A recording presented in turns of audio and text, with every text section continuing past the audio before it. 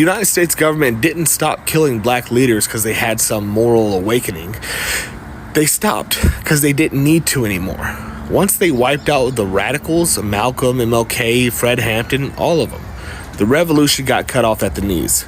After that, why waste a bullet when you can just kill a movement before it even starts? By the 80s, they swapped out black power for black profit. They handed out a few golden tickets, made sure there were just enough rich and famous black faces to sell the idea that the system works. Instead of liberation, they handed out contracts, endorsements, executive positions. Instead of black power, they gave them black excellence. And look, ain't nobody saying black folks shouldn't be successful. But success inside the system is not the same as dismantling it. They let a few through the gates just as long as they played by the rules. And those rules, stay in line. Talk about personal success, not collective struggle. Build a brand, not a movement. They don't gotta assassinate anyone when they can just buy them out. Or better yet, turn them into a joke.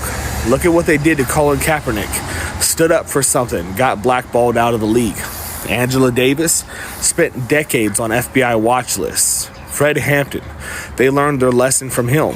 Don't let him get big enough to matter in the first place.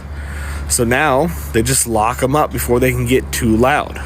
Call them terrorists, call them extremists, turn them into a headline, a mugshot, a social media circus. And for the rest, they dangle the American dream in front of them like a carrot. Work hard, climb the ladder, keep your head down, but for whose dream? Black median wealth is projected to be zero by 2053. They never fixed redlining, they just rebranded it as gentrification. They never ended Jim Crow, they just turned it into mass incarceration. More black men in prison today than there were enslaved in 1860. That ain't a coincidence, that is by design. But the thing is, this ain't just about race. Yeah, black folks got the worst of it, but they ain't the only ones caught in this machine. They keep everybody distracted. Working class whites, Latinos, immigrants, poor folks of every shade, fighting each other while the real power stays untouched.